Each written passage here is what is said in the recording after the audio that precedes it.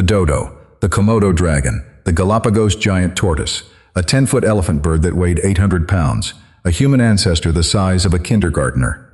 These animals look like they came from 5 different planets. They actually came from the same one rule, and once you see it, you can't unsee it. The rule has a name. In 1964, a Canadian biologist named Bristol Foster published a 2-page paper in Nature that surveyed 116 mammal species living on islands and compared each one to its closest mainland relative. The data fell into a pattern so clean it was almost embarrassing.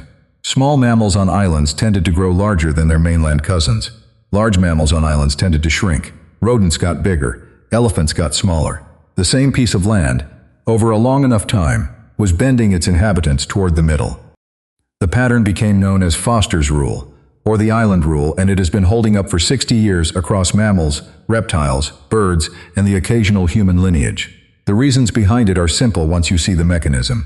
The consequences are some of the strangest animals that have ever existed.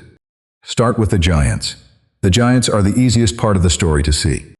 The Komodo dragon is a 10-foot lizard that hunts water buffalo on a chain of small Indonesian islands. It is the largest living lizard on Earth, weighing up to 150 pounds, with a venomous bite and a tail strong enough to break a deer's spine. On the mainland of Asia, no monitor lizard is anywhere near that size. The closest mainland relatives are perfectly normal lizards, maybe 4 or 5 feet long, sitting in their normal place in the food chain. On Komodo, Rinca, and a few neighboring islands, the same lineage of monitor lizards arrived at some point in the deep past and found something the mainland never offered. There were no tigers, there were no leopards, there were no big mammalian predators of any kind. The top of the food chain was just sitting there, empty. A 4-foot lizard on the mainland is prey. A 4-foot lizard on Komodo is the biggest predator in the room. Selection pressure is what bends the body, and the pressure on Komodo pushed the lizards upward. Bigger lizards caught bigger prey. Bigger lizards outbred smaller lizards. Over enough generations, the monitor lineage grew into something that looks, to a modern visitor, like a small dinosaur. Same animal, different island, different ceiling. The Galapagos and Aldabra giant tortoises tell the same story in slow motion. Mainland tortoises are not small, but they are not 500 pounds and 4 feet long either. On islands without mammalian grazers competing for plants, and without mammalian predators big enough to threaten an adult tortoise, the tortoise body has nowhere to go but up. Larger animals retain heat better, store more water, and reach more vegetation. On a hot, dry island where rain is unreliable and food comes in pulses, a bigger tortoise wins. The body keeps inflating until the only thing limiting it is the metabolism it takes to keep moving. Madagascar took this principle and turned it into something almost unbelievable. For roughly the last 60 million years, the island has been isolated enough that its evolutionary history runs on a separate track from anywhere else. One of the strangest things that track produced was the elephant bird. Apiornis maximus stood close to 10 feet tall, weighed around 800 pounds, and laid eggs the size of a basketball. It was, by mass, the largest bird that ever lived. The eggs alone, when intact specimens have been recovered from Madagascar's coastal sediments, are roughly the volume of 150 chicken eggs.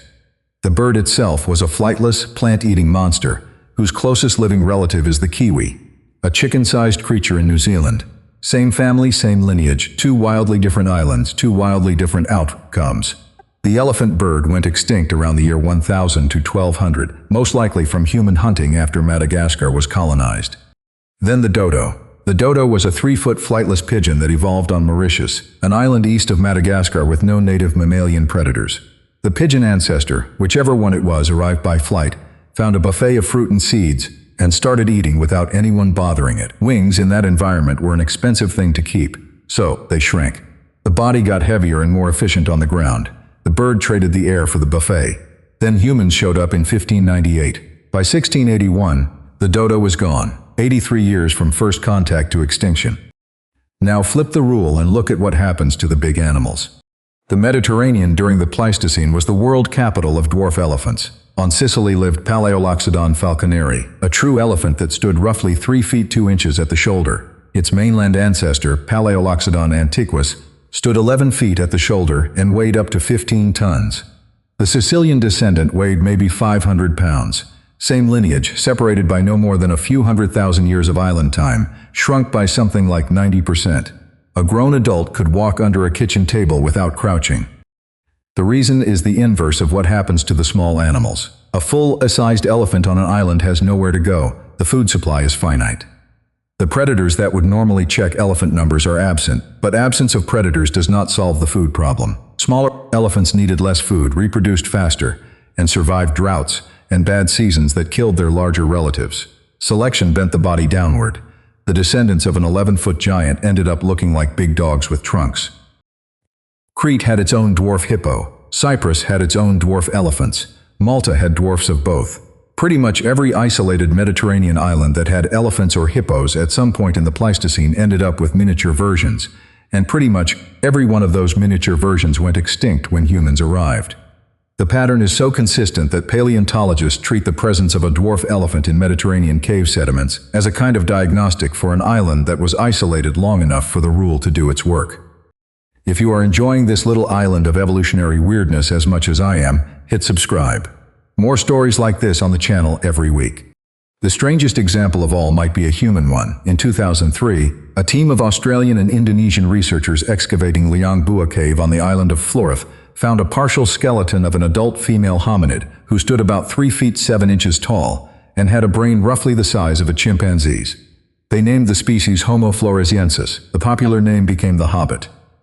The bones date to roughly 50,000 to 100,000 years ago, which puts the species in the same general window as anatomically modern humans, except a few oceans away on a small island. Flores had been isolated long enough, with limited food and no large mammalian predators, that an upright walking hominid lineage shrank into a kindergarten-sized adult form. The discovery rewrote a significant chunk of human evolution, and the question of which mainland ancestor the Flores hobbits actually descended from is still being argued. The mechanism underneath all of this, the part that connects giant tortoises to dwarf elephants to hobbit, comes down to a small handful of pressures. On an island, the absolute amount of food is capped. The absolute amount of land is capped. The mainland predators that normally control body size from the top are usually missing. The mainland competitors that normally control body size from the side are usually missing. What is left is a different equation. For a small animal, growing larger means escaping ground-level predators, capturing larger prey, and filling the empty top of the food chain. For a large animal, staying small means using less food, surviving more droughts, and slipping under the ceiling of what the island can support. Different starting points, same selective gravity, different directions. The rule also explains why islands are some of the most fragile ecosystems on Earth. The animals that evolve under island conditions are tuned for a very specific set of rules. No big predators, no big competitors, a relatively stable climate, and limited but consistent food. The moment a ship arrives carrying rats or cats or pigs or humans, the rules change overnight. The dodo had no defensive instinct because nothing on Mauritius had ever needed to eat it. The Galapagos tortoises were collected by sailors by the tens of thousands as fresh meat for long voyages because they could survive in a ship's hold for a year without food. The elephant bird, the dwarf elephants, the Flores hobbits, all of them went extinct within a relatively short window of human arrival. An animal that has spent 1 million years optimized for an empty top of the food chain cannot adapt in a decade to a world that suddenly has people in it. Foster's original 1964 paper did not predict the human example, or the elephant bird example, or the Komodo dragon example. He was looking at 116 mammal species and noticing a pattern. The pattern turned out to be much bigger than mammals. It applied to lizards on Komodo, birds on Madagascar and Mauritius, hippos on Crete, and a hominid on Flores. It applied across the whole vertebrate world every time a population got stranded on a piece of land small enough to enforce its own rules. What you have, taken together, is a planet covered in islands that work like miniature laboratories. Each one starts with whatever showed up by accident: a few drifting seeds, a pregnant lizard washed in on a log, a flock of birds blown off course. Each one runs that starting population for hundreds of thousands or millions of years against a different set of pressures than the mainland. And each one produces animals that look to a visitor like they came from somewhere else entirely. 10-foot lizards, 800-pound birds, 500-pound elephants, hobbits. They came from here. The rule that built them is the same one Foster wrote down in 2 pages of Nature in 1964. Small things grow, big things shrink. The island in the long run runs the show. If you found this fun, there are more stories like this on the channel. See you in the next video.